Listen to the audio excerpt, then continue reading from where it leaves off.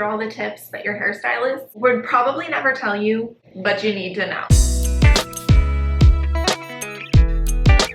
Hey guys, welcome back to my channel, and if you're new here, welcome. My name is Morgan, and today I'm going to be sharing with you some of my tips for coloring your hair at home. Now, I have a little bit more experience in this area than most people. I am a licensed cosmetologist. I did work as a hairstylist for a couple of years.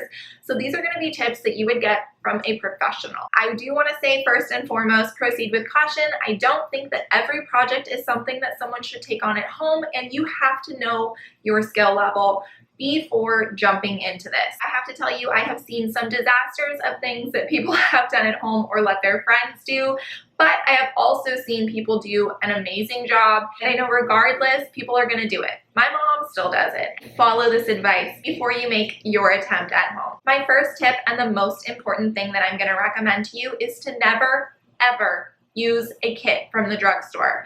I know that they're easy and they're simple and they've already been put together, but I promise you, the color that you see on the back of the box is not going to be the color that you're going to wind up with.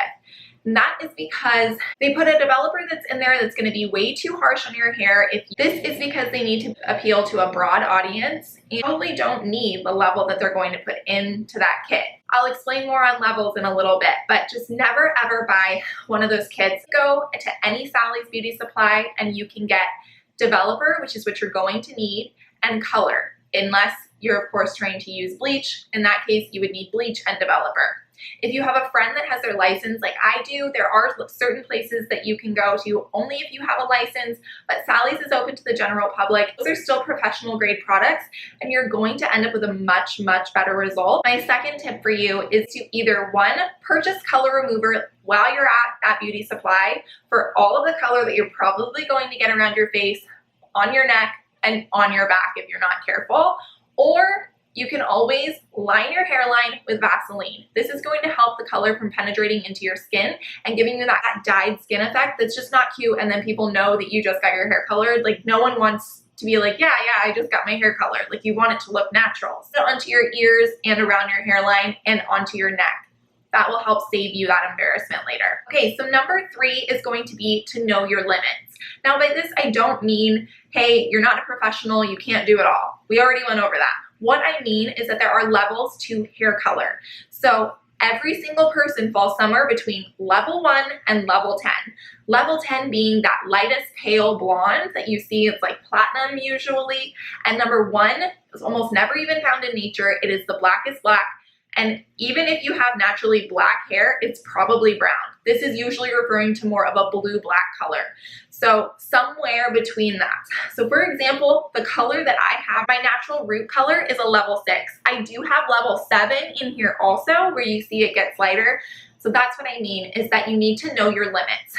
It is never going to be recommended to go more than 2 shades lighter in one sitting. So if you have jet black hair and you want to be ashy blonde, don't expect to get there overnight. You're going to need to commit to making this process. It's going to take a while. If you do attempt to go from a level 2 to a level 8, you could end up with the most beautiful color in the world, and it's gonna end up on the floor. So it's no good to you.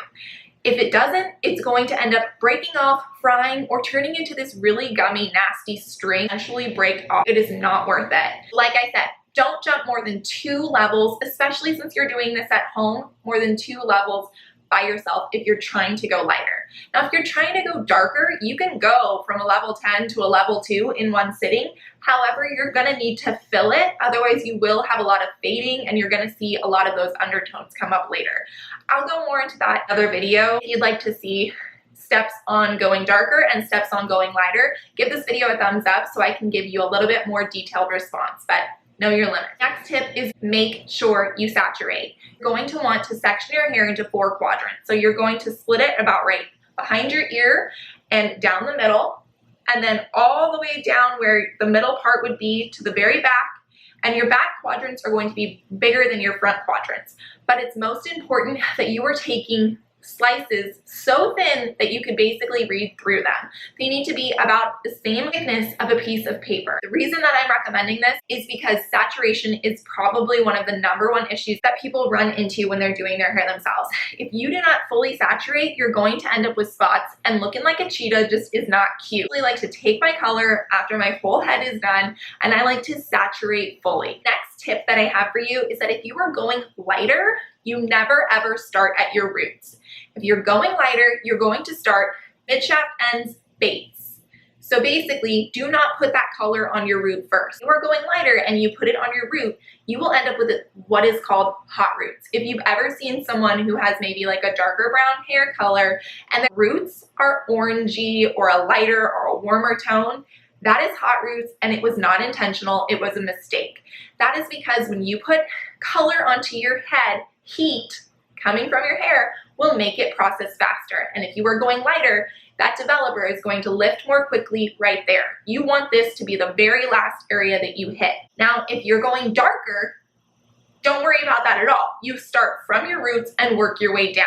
But lighter, you never start with your roots. Your roots always need to be the last thing that you hit. Next tip for you is to not over process and definitely don't overlap. If you have already colored your entire head, there is no reason for you to go back in and put color over all of this. The only thing that you should be hitting is your root, that you filled your hair and you're not getting a bunch of fading. Even if you are starting to have fading, you don't need to go back in with a developer and over process the rest of your hair.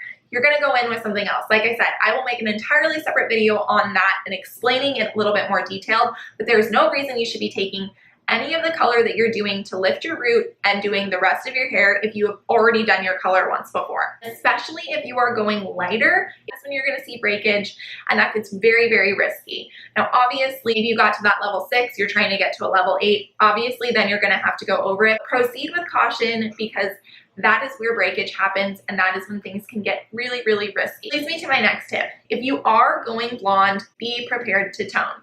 If your hair has come out as an orangey color, obviously that's probably not what you were going for.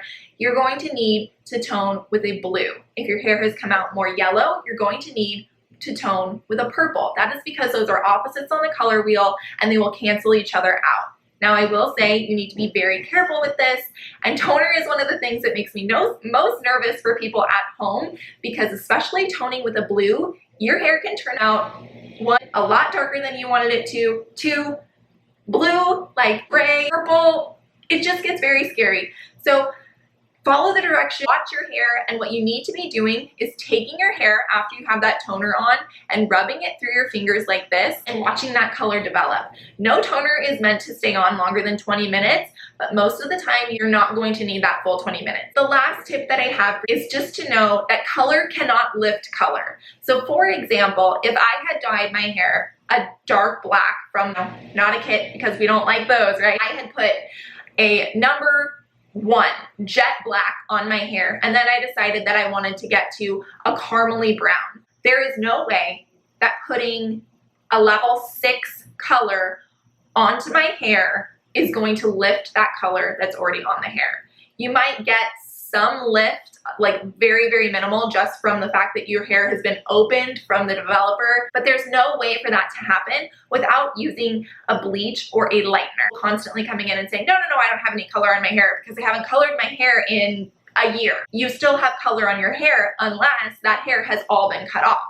So yes, if you have colored your hair ever in the past, and there is color on your hair, you're going to have to use some sort of lightener specifically to lift that color. Just like me, I'm gonna go blonde soon and I'm gonna have to use a lightener. Those are all of the tips that I have for you just to make it a little bit easier if you're trying to do your color at home. Like I said, I will make a more detailed video about specifically going darker at home and going lighter at home if you're interested in seeing that, but make sure you give this video a thumbs up and you subscribe so that I know that you're interested in that. And then make sure that you go ahead and follow me on Instagram. I always post when I post new videos on there, and I post on there a lot. So if you're not seeing me on YouTube, I'm most likely updating over on Instagram. If you like this video, please go ahead and give it a thumbs up and make sure that you've subscribed, and I will see you guys in the next one. Good luck, and I can't wait to see how your hair turns out.